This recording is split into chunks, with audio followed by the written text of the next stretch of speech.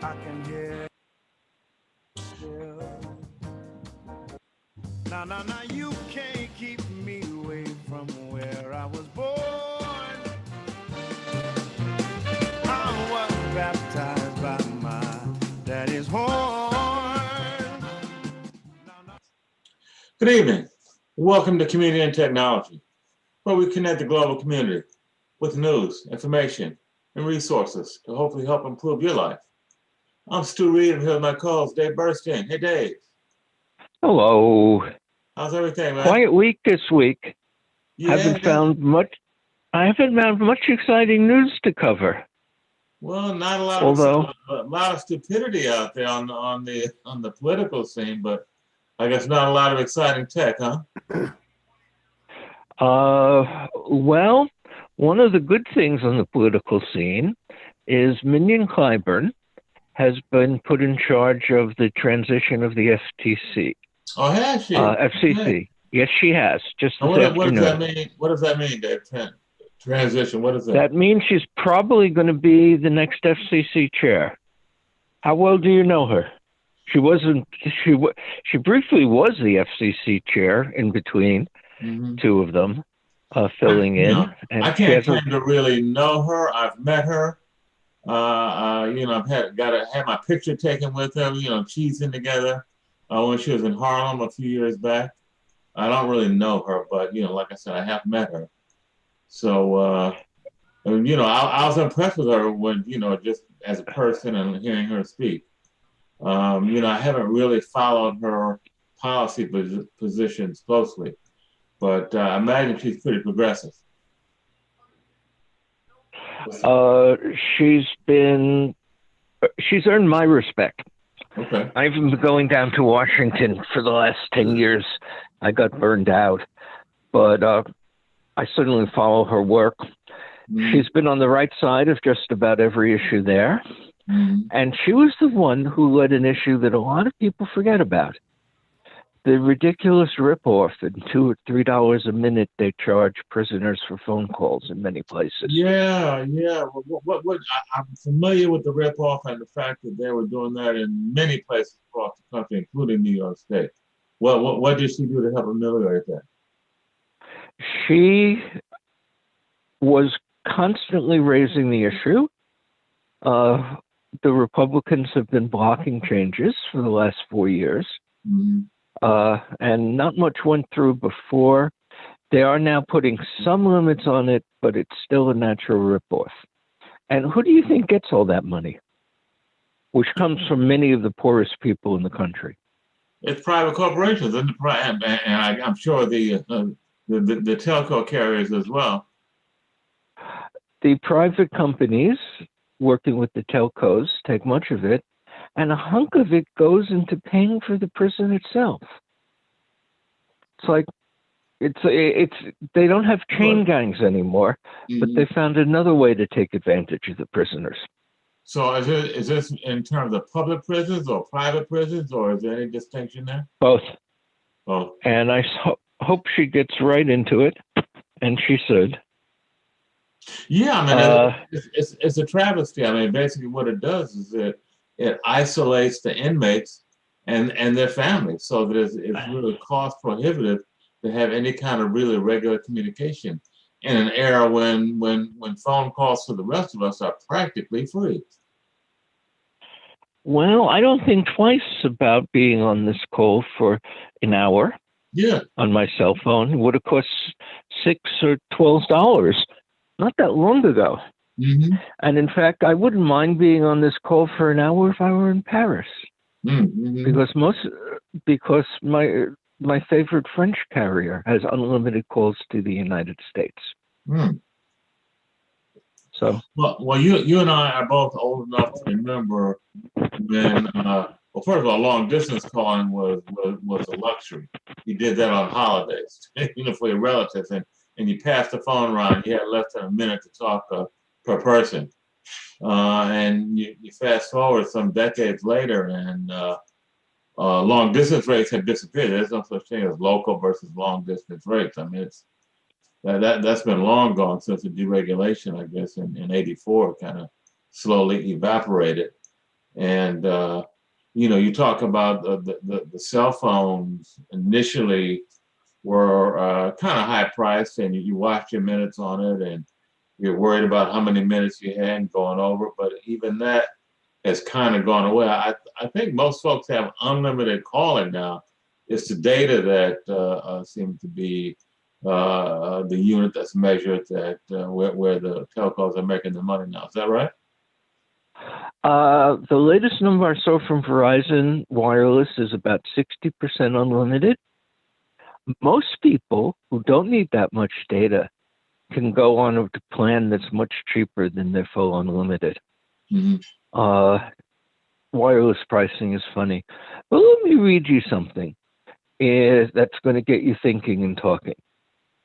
Of all people, this is from an interview with Obama, whose book is now out. So he's doing interviews, and his book is available from all the usual sources for books, which are obviously not just bookstores.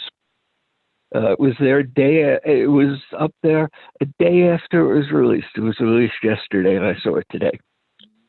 Obama is saying, now you have a situation in which large swaths of the country genuinely believe that the Democratic Party is a front for a pedophile ring. I was talking to a volunteer who was going door to door in Philadelphia in low-income African-American communities and was getting questions about QAnon conspiracy theories. Interviewer: is this new malevolent information architecture bending the moral arc away from justice? And this is the money quote: I think it is the single biggest threat to our democracy. Does that surprise you? What is the single biggest threat? QAnon or just the disinformation campaign and distrust that's out there now? I'm not sure what he was referring to. Let me read you a little bit more from Obama. Okay. I don't hold the tech companies entirely responsible because this predates social media. It was already there. But social media has turbocharged it. I know most of these folks. I've talked to them about it. The degree to which these companies are insisting that they are more like a phone company than they would like to have, I do not think is tenable. They are making editorial choices, whether they've buried them in algorithms or not. Now, what did we learn about algorithms recently? Well, we have learned, we've had a number of folks on the show that have talked about how there's built-in bias. The algorithms are written by predominantly white men, and many of the assumptions and the ways that those folks think culturally, they can't help themselves. I mean, that's just how they think. It's built into the algorithm, and the algorithms tend to discriminate against people of color and women. That's the overarching thing that I've learned in talking to many of these experts we've had on the show over the last year or so. What's your take on that, Dave? Let me give you a little bit more from the president. The First Amendment doesn't require private companies to provide a platform for any view that is out there. At the end of the day, we're going to have to find a combination of government regulations and corporate practices that address this, because it's going to get worse. If you can perpetuate crazy lies and conspiracy theories just with text, imagine what you can do, this was underlined, when you can make it look like you or me saying anything on video. We're pretty close to that now. Yeah. I certainly agree with that sentiment entirely.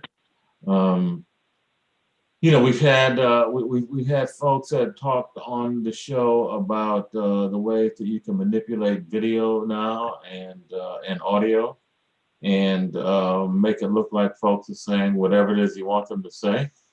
And I won't say it's foolproof, but it's very difficult to diagnose that that's what's going on. And then on the other side of the equation, you have these platforms that are, claiming, well, I'm not a publisher, I'm just a platform, and, whoever goes on here, they have the right to say whatever it is they want to say. That is a recipe for pure disaster. And seems like we're kind of on that road right now, and we're headed for big trouble if something doesn't happen. For our listeners and viewers out there, Dave, talk for a minute about what Section 230 is and where that's promulgated. I think it's in some FCC regulation, but I'm not sure. But that's where the line is drawn between tech platforms, whether they are publishers or not.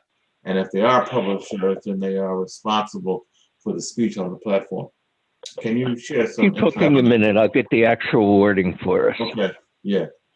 Yeah. So I know that Facebook and Twitter and some of the other big tech guys just spent quite a bit of time. One of the sessions was a 4-hour grilling session I read about in Congress just yesterday, the day before, where they were talking about this. I mean, there's so much going on, so much disinformation coming from the highest levels, including the current president-elect, and putting out all kinds of just totally false information.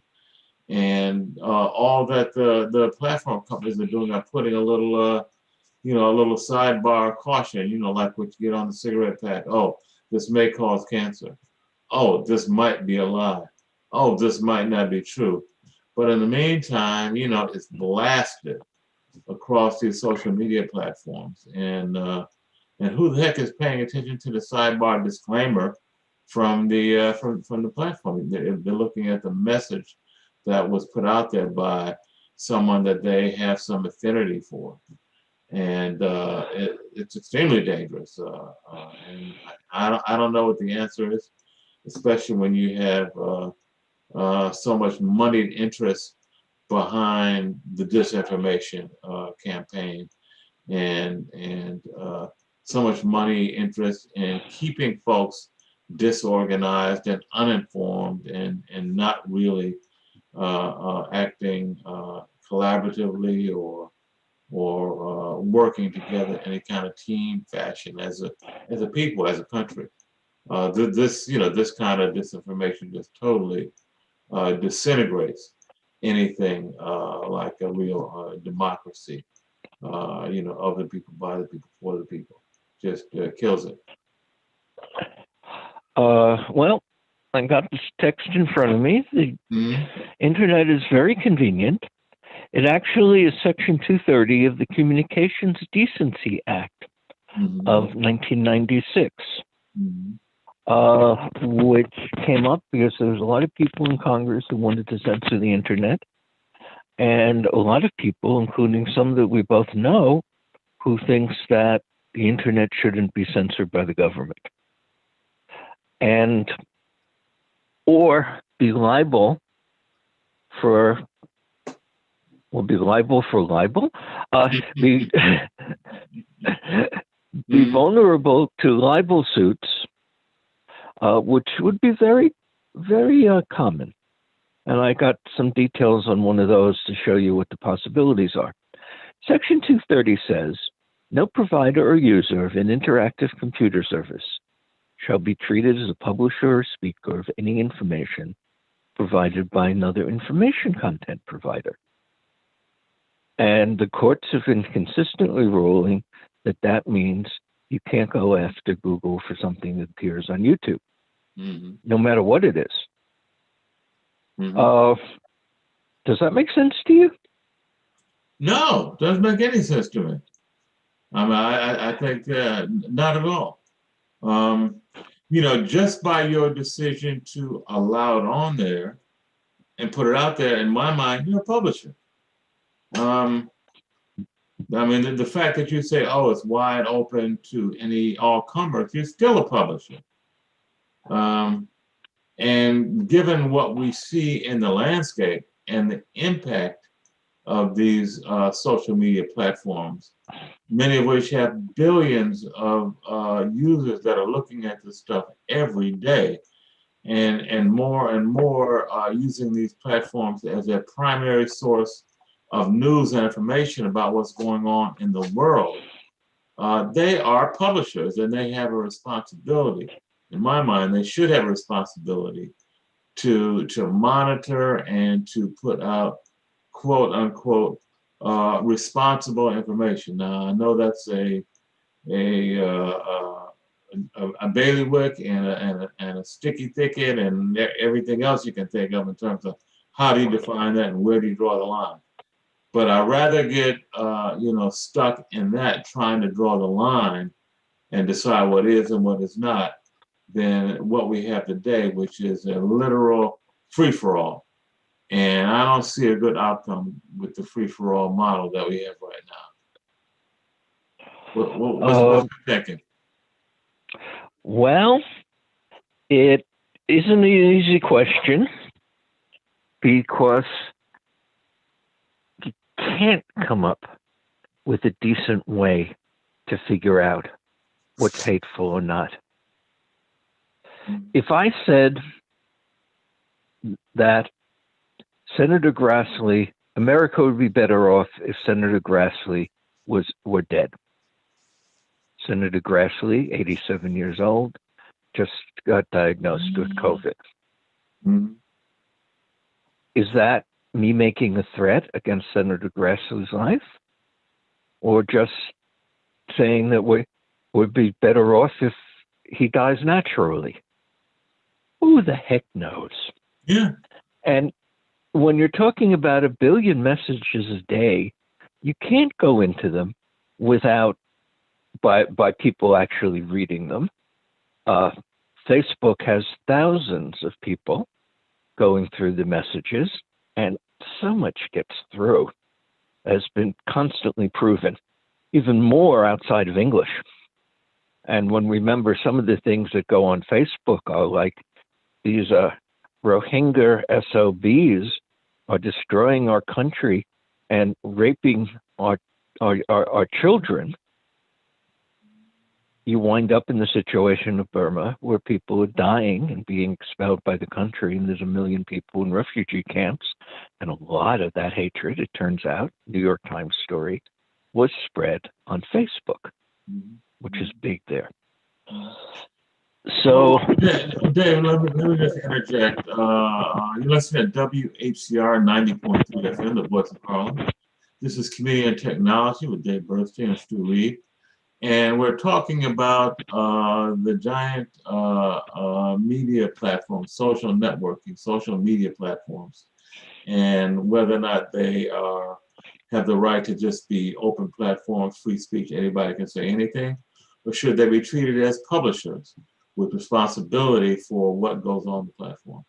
Now Dave, just to that last point that you just were discussing, granted, there's a lot of issues, a lot of things that are very nuanced.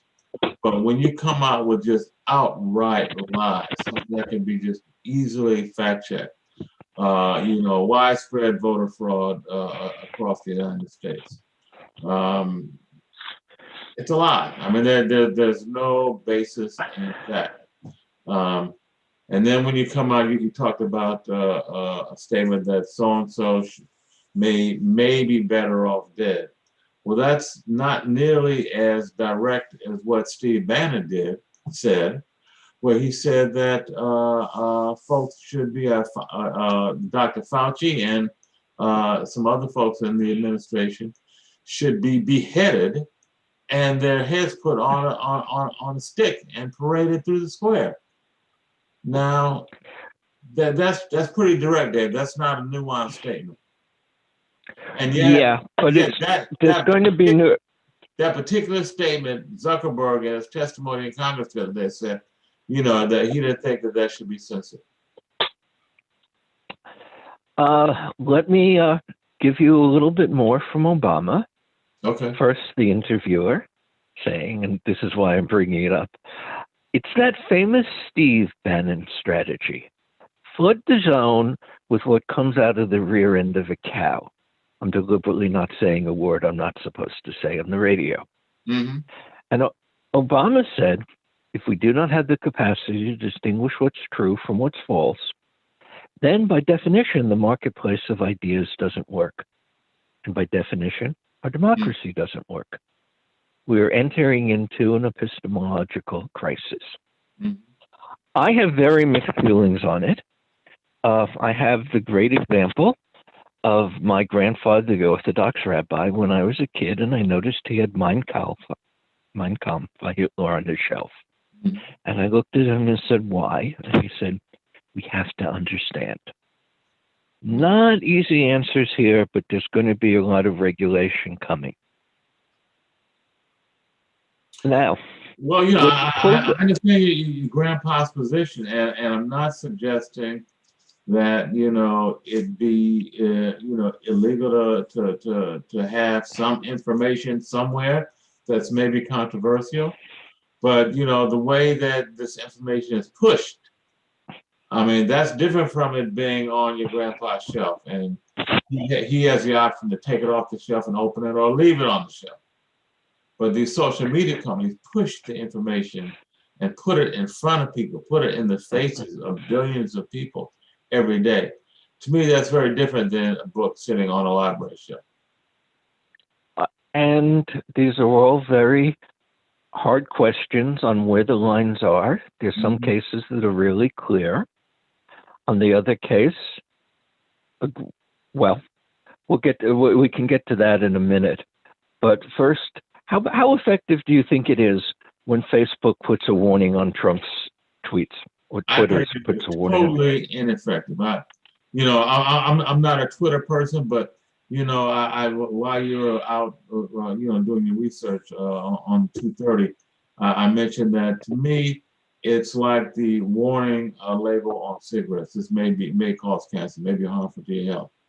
If you're a smoker, you're not paying any attention to that. If you're a consumer of Donald Trump's tweets and you want to know what he's talking about, you don't care what Twitter says parenthetically about all this, that, and the other may not be so. I think it has zero effect. And in fact, we now have some data. Putting a warning label reduces the number of times a given tweet, or the ones that they were studying, gets retweeted by 8%. Yes. But 92% of the time, people ignore it. Okay. So. Now, here's one of the cases. Yeah. In this country, we have Section 230. They don't have it in most of the world. Mm-hmm. The very strong or very important cases just come up in Austria. Reading from TechCrunch.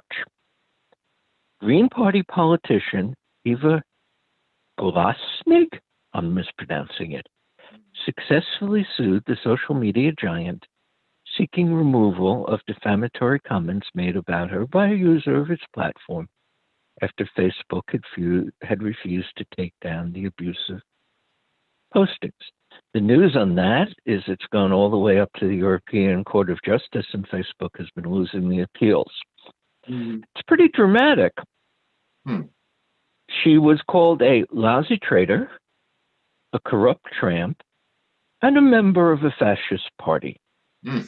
And the Austrians said, that's clearly libel. Take it down. Right. But the Austrians said, Facebook has to take it down everywhere. And there's now what looks to me like a preliminary rejection that it has to be removed worldwide. Otherwise, they fall foul of European rules. Wow, that's significant, isn't it, that ruling? Well, this is the kinds of things that are actually coming up constantly. And there's constantly a problem that will always be a problem of countries having different laws. That's libel in Austria, and it's political speech in the U.S., which has huge exceptions in libel law, which I believe are right, of people of public servants. I'm sorry to interrupt, Dave. Are libel laws still in effect for newspapers? I know that used to be a big deal. Are they still in effect in this country? They very much are in effect. And in fact, the distinction of public figures having a much higher burden of proof. Mm-hmm. You have to show intent, falsehood, and I don't think even negligence corresponds. Happens to be a case of New York Times versus Sullivan, which went to the Supreme Court. And the Supreme Court said public figures have a very heavy burden of proof. Mm-hmm. But nobody in Austria has that rule, and nobody in England has that rule. Mm-hmm. For years, anybody who wanted to come up with a libel claim went to England, where the laws are much tougher. Mm-hmm. And this is coming around lots of different ways. So if we turn around, yeah. No, I was going to ask you, I think this is another area that you might know. Germany, which I know has regulations, laws around hate speech because of their past history with Nazism. How do they deal with that, Dave? Clearly illegal. Mm-hmm. And people who've gone to jail for hate speech. Mm. Is it right or wrong to say that the things that Nazis or people who hate Turks are saying could put them in jail? In the U.S., it's almost impossible to be sent to jail for something like that. I can't remember any case. Mm-hmm. In Germany, it's part of the law that's strongly supported, and they threatened Google and Facebook with fines of millions of dollars per day. Mm. Because you can't get those guys to pay attention unless you talk really big money. Mm-hmm. Let's pull that. I think we have a minute before the break. Yeah. Let's pull that example of money into a different area of law, but also an important one: antitrust. Mm-hmm. In the United States, Google has been sued by antitrust about a month ago. That will drag on for years. It might have a positive effect, it might not. And I know a lot of people who were involved, indirectly involved in the case. In Europe, how much do you think Google and Facebook have been fined for breaching competition law by doing things like favoring their own travel service on the top of Google Ads if you say fly Denver? 9.7. Go ahead. How much? $9.7 billion. Yeah. Mm-hmm. And there's another big case about to come. Mm-hmm. And the Europeans are doing something that I think we could learn from here. They've discovered here, for 5 years, there almost was competition in telecom in the U.S. There was independents, Covad, Rhythms, Northpoint, and so on, who had built across almost half the country with competitive DSL offering to the telco. Mm-hmm. Nobody was going to allow them to dig up all the streets to put in wires, so the government had a rule that the phone company had to share the facilities and rent those wires at a government-determined price to the competitors. Mm-hmm. Do you remember what happened then in terms of what the telcos did to the competitors? I don't know if they priced them out or they froze them out of the central office, but I know they killed it. I'm not sure what the actual technique was. Up and down the line, they found ways to kill it. Mm-hmm. And if I'm remembering correctly, hundreds of times the states put fines on them. Mm-hmm. $5,000 for this violation. There's nothing for a multi-billion-dollar corporation. And they just laughed and laughed at all these fines. Mm-hmm. Europe has came to the same realization, and when they write the law, they say the fines can be up to 5% of the company's gross annual income. You're getting their attention then. Yes, you are. Mm-hmm. You hit them with that two or three times, it's like, whoa. Yeah. Mm-hmm. And on competition, I've got some other news on that. After you do our station break. Okay. Yes, well, you're listening to WHCR 90.3 FM, the voice of Harlem. This is Comedian and Technology with Dave Burstein and Stu Reed. And we're talking about the state of telecom today. Initially, we were talking about what's going on with social media and just the disinformation that is being allowed to run rampant.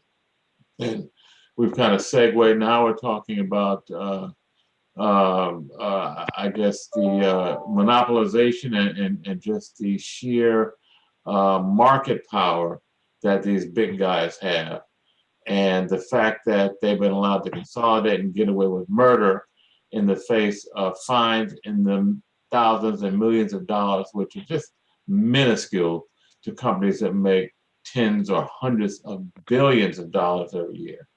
And Dave just cited an example in Europe where I think it was Facebook or maybe it was Google that was fined $9 billion. And I just remarked that that is a way to start to get the attention of these giant companies. And you're about to give us another example, Dave. Well, this one is going to what I was just talking about, which is antitrust, competition law, and so on. Mm-hmm. And how it's different. In the United States, we did have, you're not going to get somebody else building a phone network across the country overnight. Mm-hmm. So it's coming up in Portugal right now. Mm-hmm. In Portugal, they decided that 3 phone companies were not enough, that 3 phone companies are more likely to somehow convince each other not to compete very hard. They call it. And we certainly see, yeah. So we certainly see that happening in the United States constantly with the telephone companies and the cable companies. Somehow both raise their prices. In Portugal, Vodafone and Portugal Telecom are saying they're going to stop investing in the country. This is criminal. It destroys our investment. Bringing a new and actually, I'm sorry? They're protesting the bringing in of another competitor? Yep. Wow. Because to bring in that other competitor on wireless, they said that the competitor will have to build, I don't know the numbers, but these are numbers in France a while back, 20% of the country in 2 years, 50% of the country in 4 years, and 95% of the country in 8 years. Some numbers like that. And beyond that, the phone companies have to rent them the plots where they haven't yet built. Mm. And that's the law we had in the United States. Unbundled network elements, they were called. Had past tense. We still have that law. Really? But the way it's been, yes. Mm-hmm. And in fact, there is, in the United States, there is one successful company using it. There is one who for years would put in their own equipment as fast as they could and rent the wire to your home, which is the law almost everywhere, because nobody wants to tear up all the streets for another phone company, and they could never afford. So they were renting what they didn't have from AT&T, and gradually putting in their own equipment, and now they actually very quietly have fiber to most of San Francisco. And many of the areas north of that city where their base is. And who is that? So it can work. It's called Sonic. Okay. And the guy who put it together says he learned all about this kind of thing, including the successful models from France that he said he was emulating, from reading what I wrote. That was very flattering to know that Reading somebody what read you what I wrote. wrote and it made a Wow. difference. Yeah. Wow. Wow. That's Well, it amazing. turns So, out go ahead.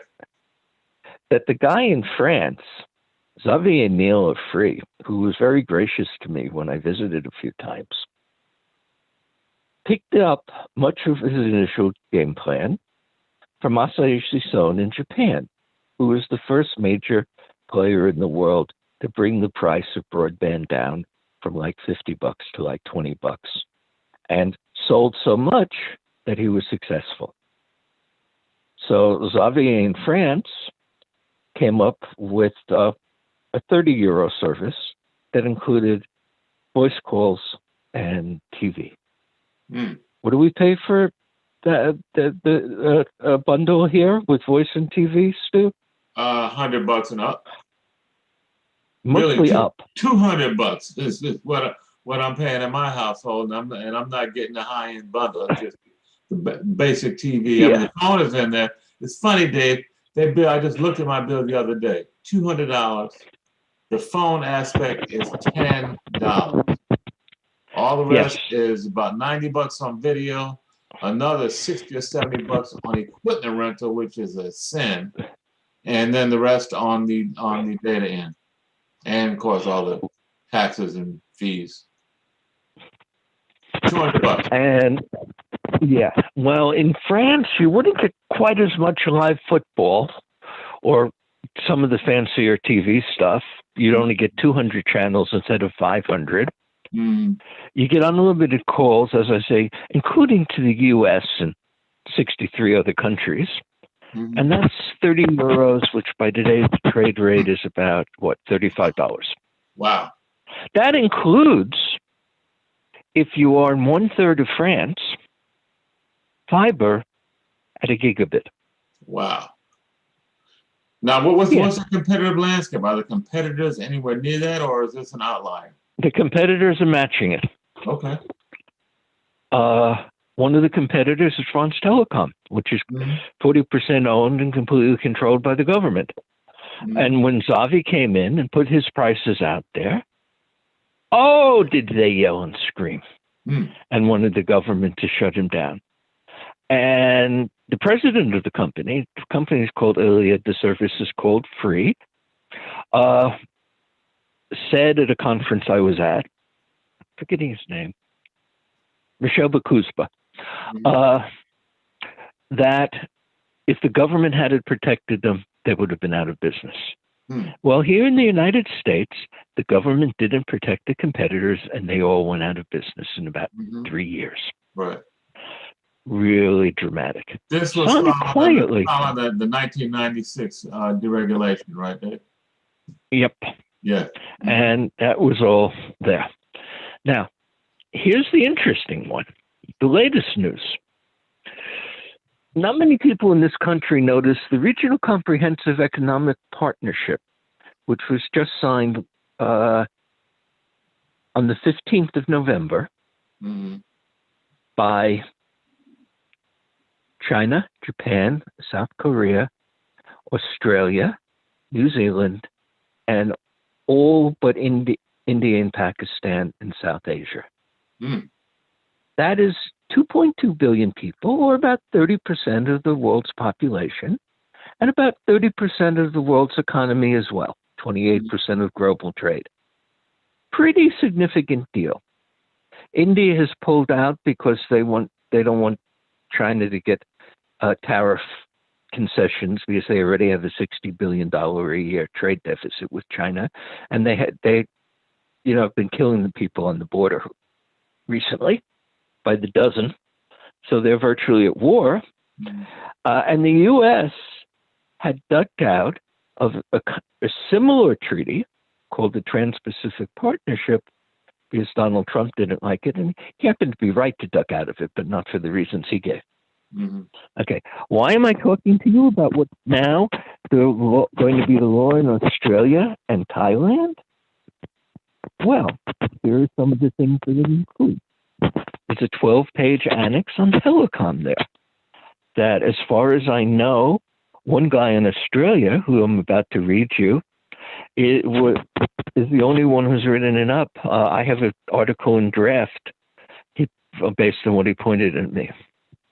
But here's some of the things that are now a treaty, and I have a great picture in front of me of 16 countries, the top ministers. And of course, when we're talking about Thailand and Burma and Indonesia, they're not all white guys. Yeah, the people of color. Yeah.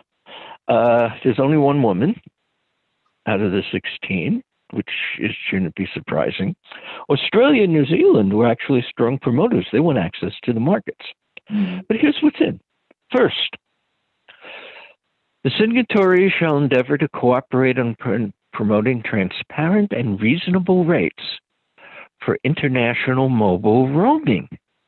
And we certainly know how things can get ripped off when you go to another country. The EU has been fighting that for years against the phone companies. But this is the big one. The annex requires access on reasonable and non-discriminatory terms to leased lines, mobile number portability, cross-subsidization, which we have heard Bruce here on this show a few weeks ago explain how Verizon is taking all the money they make on the landlines and using it to build their wireless networks. Right. I don't think they've done that. And the ability to interconnect at any technically feasible point, which would turn out to be a huge thing in Africa, where most countries have certainly many, have a government-controlled phone service that has the only international access. And in this provision, and they charge so much, it's really hard for their competitors. So Open what's access. the upshot of the annex there? Does that mean that there's going to be more competition, more providers, lower prices? What's the bottom line? That's what this is all about. This is a major treaty under the Australian guy said under the Section 51 External Affairs power of the Australian Constitution. The new agreement has the effect of a treaty and thus effectively constitutes law. He also pointed out to me that there's no way the Australian companies are doing anything like what's required by it. So the day the thing was signed, Australia is in major violation. But that's there. Its intent is to, and it has been proven that it is possible, not easy, but possible, with a set of rules like this, to get a competitor in who brought down all the prices. So let me do France, free 30 euros for what cost 150 in the United States. Dave, let me just see if I understand. I want to break it down for the folks that haven't been studying this stuff like you and I have for 20 or 30 years.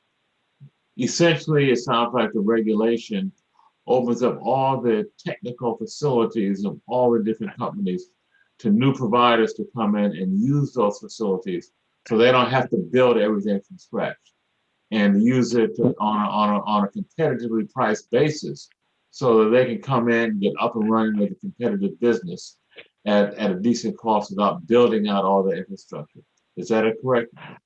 That's exactly what's intended to do. I was amazed to see this. Australia, where I know this stuff, doesn't even come close to this.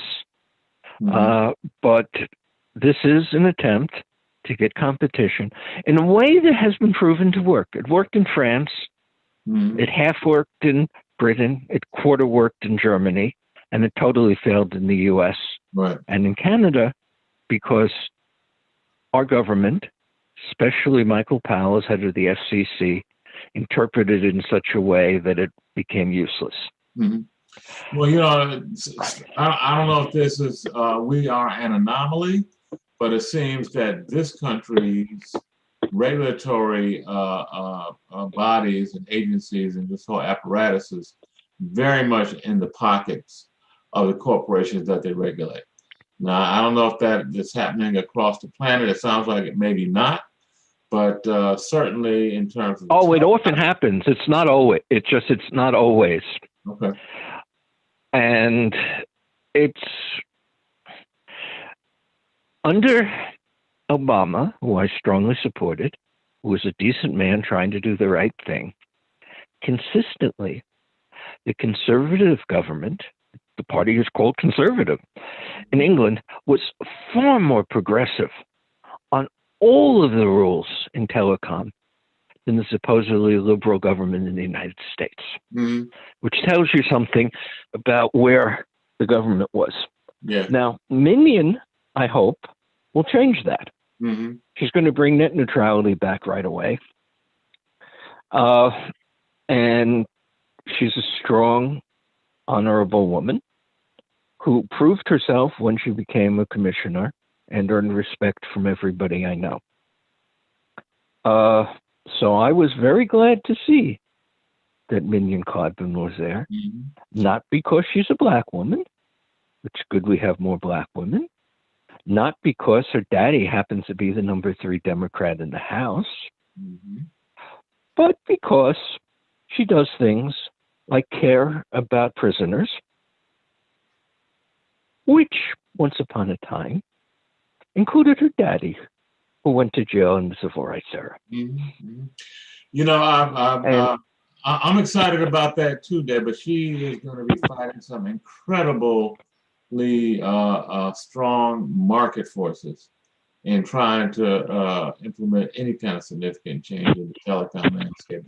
Don't you think? I mean, how would you handicap Blair Levin, a friend of mine, was chief of staff to Bill Kennard when he was FCC chairman last century. And he did the U.S. broadband plan under Janikowski in 2010. And he got so little in that he achieved nothing after 2 years of work. I spent a lot of those 2 years voluntarily doing work at Columbia University and directly in Washington with the planners. And he said, I can't do that. That's above my pay grade. The White House was saying, don't fight with the phone companies. That you may remember in 2009, we had a few economic problems. And they made the decision literally in the White House not to fight with the phone companies, even though Blair had put in most of these rules, personally was chief of staff when all these unbundling rules were put together, and was hoping the competition would solve things. And another thing he said casually, it doesn't mean always, he says, Dave, you can't fight the phone company. Now, this is a guy who was chief of staff under Bill Clinton at the FCC with a very strong FCC chair, Bill Kennard. You saw what's happened to Bill Kennard now. No, I remember him from back in the day. I met him a few times. He actually worked for one of the venture capital firms that Doug and I were associated with. Where is he now? Well, he's back at the venture capital firm after, among other things, being U.S. ambassador to the European Union under Obama, who he was a strong supporter of. He also is a black man, incidentally. He is possibly the smartest person I met in telecom. He's quiet and he doesn't show it. But I remember one conference I went to, a big brokerage conference, where you saw CEO of AT&T, CEO of Sprint, etc., all day long giving their speeches to Wall Street. I don't remember whether this was Merrill or Goldman. And they put the chair of the FCC on the program at the end. And he quietly decimated everything they were saying about competition. Wow. Yeah, he's that good. And he's a good moral guy. He's mostly been in business since he left the FCC, except when he was an ambassador. He just became chairman of the board of AT&T. What? Chairman of the board of AT&T? Bill Kennard? Absolutely. Whoa. He had been on the board And he may have been put there 10 years ago because they wanted a respectable black man who was working for venture capital. Mm-hmm. He earned the respect of the retiring chairman, Randall Stevenson. And he was just made chairman of the board 2 weeks ago. Wow, God bless him. That's Now, quite a yeah. Now, chairman of the board doesn't run the company. The CEO runs the company. And Bill has learned to choose his battles. And there were a couple in which, what was it? There was one thing where he did a public thing against, it may have been, that really surprised me. But he is extremely strong, knowledgeable, socially aware man who I never would have imagined would have been chosen as head of AT&T. Wow. Yeah. So some things can get better. Yeah, I'm amazed at that, Dave. That's something. Well, now, Dave, we just have a few minutes left. For a moment, if we can just circle back for the next minute or two, are there any specific recommendations in the interview with Obama relative to Section 230 and the social media overreach? Did he have any potential solutions or recommendations? I'm looking through the article. This is an article on Recode which quotes him. And the rest of the article is basically the author explaining and quote from the author. It's hard to see the federal government regulating big tech in serious ways because Democrats and Republicans don't have shared facts about the problem. Republicans, in fact, have elected a QAnon promoter to Congress. And big tech isn't remotely comfortable regulating itself. Right. And it would be surprising if Joe Biden, who had little to say about tech during his campaign, and Kamala Harris, a longtime ally of Silicon Valley, she was a senator from California, make it a focus in the pandemic presidency. Not likely. It'd be great if it happens, but I'm not looking planning it. But we ought to be thinking about old Bill Kennard and taking something to him. Wow, that's interesting. Chairman of the FCC, black man. I mean, former chairman of the FCC, now chairman of AT&T. Wow, that's amazing. Wow. And he's not going to do anything revolutionary. That's not how he works. Yeah, well, you don't get that position being a revolutionary. Very, very rarely. But I've been putting together in my head an article, a letter to him about what he can do. And he's not going to do anything as chairman of AT&T that isn't good for AT&T. But the first thing I would put in that, establish strong honesty about your offering, about your politics, about your company, because your users will hate you much less. And people really do hate the phone and cable companies now. Yeah. And that's the kind of initiative that he could spearhead and would be smart for AT&T.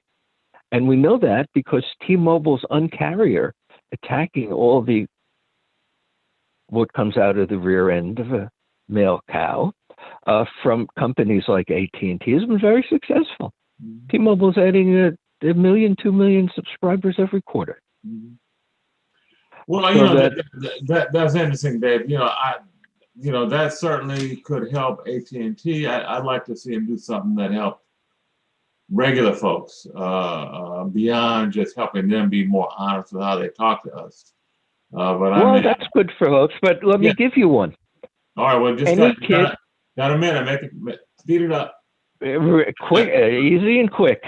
Okay. AT&T has just offered a $15, essentially unlimited service to any poor school kid. Has to go through the school and so on, but there's other than the school has to run it and pay for it. No catches. I've checked. And AT&T has made that offer for any school kid in the United States to get connected. Okay. And that's a start. It's more than the $10 Comcast is charging, and it's not the same as free, but that's going to help a whole lot of school kids get connected in a time when not being connected is critical. It is really disastrous. And there's loads of choices like that. Mm-hmm. And many of them, in the long run, improve the reputation of the company, have people like and respect them, and ultimately choose them as customers. To ultimately choose them to buy from when they're paying regular price. Mm-hmm. And I'm sure that some of that kind of thing, Bill is going to persuade the board and the CEO to adopt. I don't know how strong he'll be on it, but and Bill can do things as chairman of AT&T. He can go to Washington and meet with the president and say something like you would say on the air about the digital divide and the disparities in our country. Well, we ought to think about getting him on the show, Dave, and talking about some of these issues. Let's think about that. He hasn't talked to me in about 10 years, so I don't know. Okay. That's okay. But he used to be friendly. Okay. All right. Yeah. Well, we got to wrap it up. Dave, been a great conversation. Thank you so much. Well, I talk too much, so we have to have more guests. Thank you.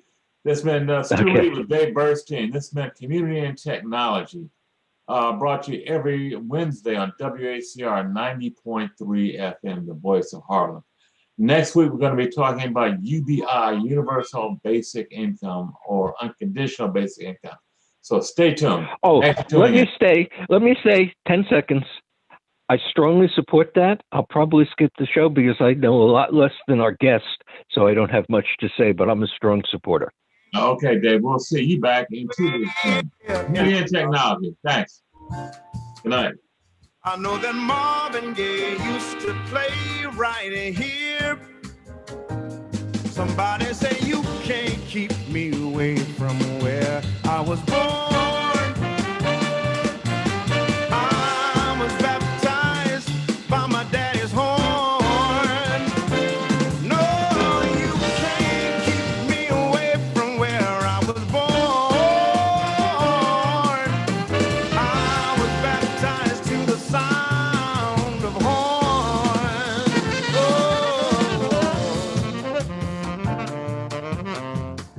Oh.